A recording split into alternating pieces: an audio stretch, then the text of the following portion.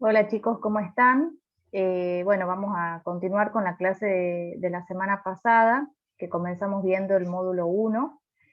Habíamos empezado a conocer un poco de los distintos filósofos, cómo ellos veían, qué mirada tenían sobre la ética y la moral en cada época, ¿no? Vamos a continuar con los que quedaron pendientes, ¿sí? Vamos a continuar con Smith. Su fundamento está puesto en la teoría de los sentimientos morales, busca encontrar leyes o principios naturales de la acción moral a nivel individual y social. Smith, tanto como Hume, piensa que la razón es esclava de las pasiones. Hay una intención o motivo en el actor y el actor está sujeto a pasiones, sentimientos, necesidades que lo afectan y que lo inducen a actuar. Él va a hacer un análisis de la acción moral, en donde va a tener en cuenta también el acto en sí mismo. La evaluación moral de la acción es un juicio sobre los sentimientos morales del actor. De esta evaluación van a derivar los juicios morales. Y también va a tener en cuenta los fines o los efectos producidos por la acción. Se abre el ámbito de la justicia principalmente como castigo por daño a terceros.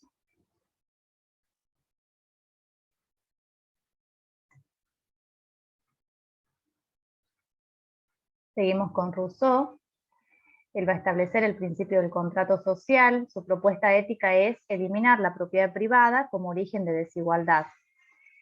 El Estado justo propone entonces un bien común como perspectiva de moralidad. Va a tener en cuenta la educación como ideal pedagógico para entender lo que es justo. El correcto juicio moral surge de la sensibilidad debidamente educada.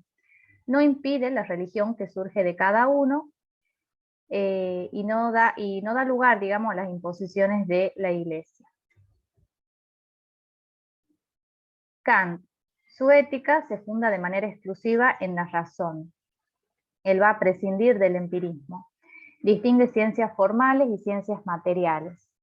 La formal se va a ocupar de la forma de entendimiento y razón humana, y la material considera objetos de la experiencia.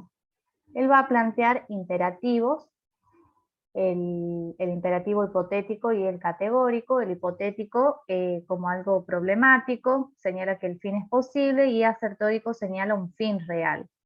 Y el imperativo categórico va a tener como característica la autonomía y la universalidad.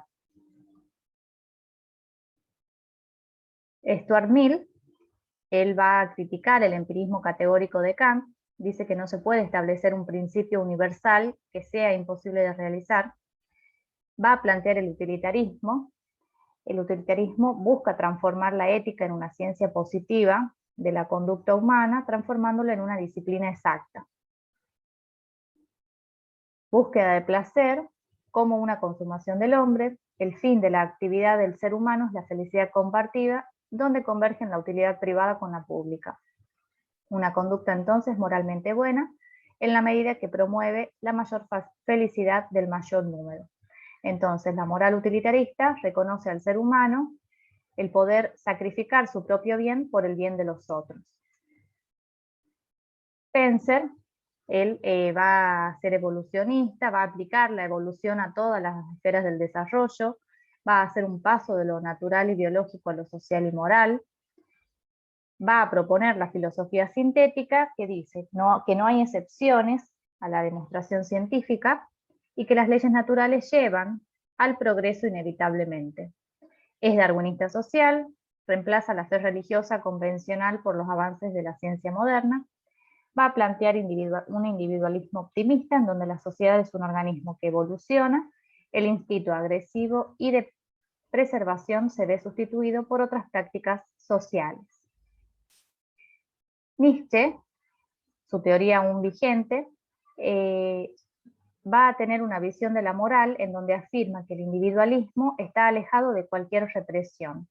Deplora que el Estado o la religión sean quienes imponen lo bueno o lo malo de los actos.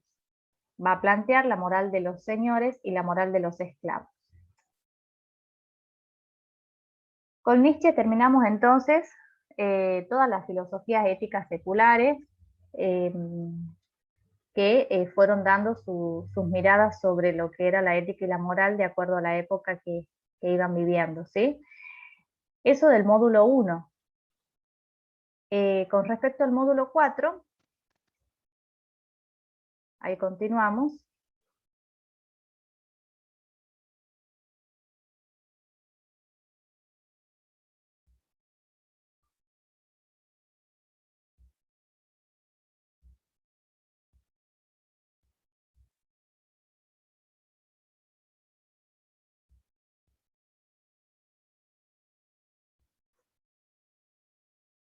El módulo 4 está titulado como la axiología, ¿sí?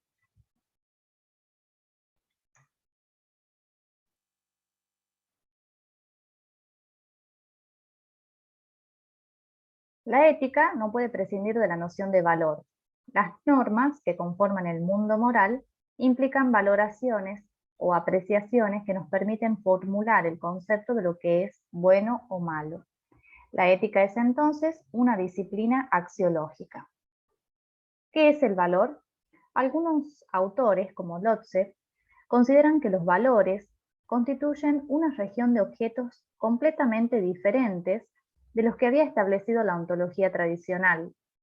Los valores no recaen en objetos reales, en objetos espaciotemporales, ni en objetos ideales, objetos inespaciales e intemporales como las matemáticas y lógicas. Los valores, dice Lotze, no son sino lo que valen. Características de los valores: dependencia, polaridad, jerarquía, agradables-desagradables, vitales, espirituales, religiosos. Los valores pueden ser morales y no morales. Los valores morales perfeccionan al hombre en cuanto a las acciones buenas que realice, como vivir de manera honesta, ser sincero, ser bondadoso, entre otras. Escoger los valores morales es una decisión netamente de la persona y no está obligado a ejecutarlo, es decir, cada persona es dueña de sus elecciones, por ejemplo, dignidad, justicia, honestidad. Los valores no morales hacen referencia a todo aquel comportamiento o persona que viola una moral específica o moral social. Cuando se dice que una persona actúa inmoralmente, se quiere decir que está actuando de forma incorrecta. Por ejemplo, la injusticia, la irresponsabilidad, la intolerancia. Vamos a plantear el subjetivismo axiológico, ¿sí? Este parte de la idea de que el sujeto es quien va a otorgar el valor a las cosas. Las cosas, entonces, no son valiosas en sí mismas, sino que es el ser humano quien crea el valor con su valoración. Parten de una interpretación psicologista en la medida que presupone que el valor depende y se fundamenta en el sujeto que valora. Así, desde esta posición teórica, el valor se ha identificado con algún hecho o estado psicológico. Esta visión subjetivista admite además que todo valor depende de la aceptación de un grupo social, de forma que algo se define como bueno o malo en función de la valoración que le otorga el grupo social mayoritario. Los principales representantes surgen de la escuela austríaca y de Praga, entre los que se destacan Medina y Reyero. Desde esta corriente se va a considerar el valor ante todo como una idea. Las ideas tienen un papel más importante que los estados de placer o dolor en la conducta.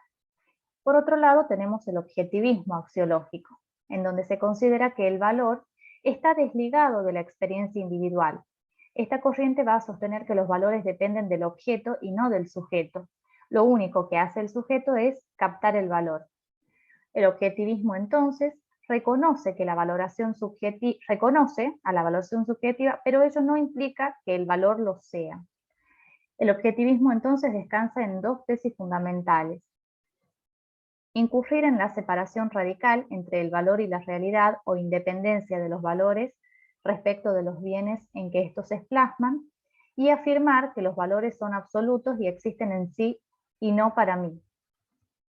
Los valores son supratemporales, valen aquí y allá, ayer, hoy y siempre. Son extraterritoriales y extrahistóricos. El representante del objetivismo es Max Scheler. Los valores son además absolutos, solo nuestro conocimiento de los valores es relativo. Tenemos entonces las distintas éticas, ¿sí? Representadas en el eudemonismo, hedonismo, utilitarismo y el formalismo kantiano. A esto los invito, yo les hice un cuadro muy sintético, los invito a que lean el material bibliográfico propuesto para poder comprender y diferenciar lo que propone cada uno de ellas, ¿sí? El eudemonismo va a proponer su base, entonces, es que el ser humano anhela la felicidad como un bien supremo, que todo hombre anhela, partiendo de la promoción de una conducta buena y virtuosa. El hedonista enfoca sus acciones priorizando la búsqueda de su propio placer en base a sus decisiones. Coloca al placer como el bien supremo que otorga la anhelada felicidad, evitando el sufrimiento y el dolor. El utilitarismo es la creencia de que la única norma de la moral está determinada por su utilidad, una filosofía consecuencialista que juzga la corrección de las acciones según su resultado en términos de cantidad de placer o felicidad obtenido. Y el formalismo kantiano, precursor del imperativo categórico basado en las experiencias. El objetivo de su teoría ética no es la búsqueda de felicidad, sino de justicia. Actuar guiando a la buena voluntad, que es buena en cuanto a intención pura, y no por los resultados o inclinaciones que ésta puede entrañar, lo que equivale a actuar conforme al deber y por el deber mismo. A hacer el bien, no por mera inclinación, sino por respeto al deber. Por último, vamos a ver una aproximación a lo que es la construcción de la personalidad, ¿sí? Propuesta en el material, en donde vemos que la construcción de la personalidad moral parte de un doble proceso de adaptación, tanto a la sociedad como a sí mismo. Es un proceso que nadie realiza de manera aislada, sino que se produce en el seno de una comunidad. Es un proceso de adaptación a sí mismo y de reconocimiento a aquellos que tienen distintos puntos de vista, deseos, posiciones o criterios. Vamos a ver que esta construcción se va a realizar de acuerdo a distintos niveles, a distintos factores que van interviniendo. El primero de ellos es el autoconocimiento, la capacidad que posibilita el progresivo conocimiento de uno mismo, la autoconciencia del yo como su valoración, el carácter moral, capacidad para dirigir autónoma y voluntariamente la propia conducta en función de aquellos objetivos que se quieren alcanzar, el autoestima, conjunto de percepciones, pensamientos, evaluaciones, sentimientos y tendencias de comportamientos dirigidos hacia uno mismo. Afecto moral, las emociones configuran uno de los objetivos centrales de la educación en valores, constituyen la fuente de energía que dinamiza el comportamiento moral. Formar la conciencia moral autónoma de cada sujeto y de hacerlo en tanto que espacio de sensibilidad moral y de racionalidad, como así también de diálogo. Es entonces el producto de diferentes experiencias de aprendizaje en las cuales se contemplan paralelamente componentes de carácter cognitivo, afectivo y comportamental. Bueno, hicimos un recorrido bastante rápido, resumido, como para que tengan un pantallazo de lo que es el módulo. Hay otros temas, así que bueno, cualquier duda que tengan, los invito a que me manden mensajes por la plataforma. Recuerden, los prácticos se los envía desde el día 20, en este caso hasta fines de mes, del 20 hasta el 30, ¿sí? De septiembre. Más que nada para tener la posibilidad de la promoción, entregar el práctico en el tiempo establecido, lograr una nota 7 o superior a 7, ¿sí? Y bueno, siempre me mandan mensajes, cualquier duda que tengan, me mandan mensajito y aclaramos las dudas, ¿sí? Y recuerden también que pueden conectarse a las clases de consulta y plantear sus dudas por Zoom, ¿sí? Bueno, chicos, les mando saludos.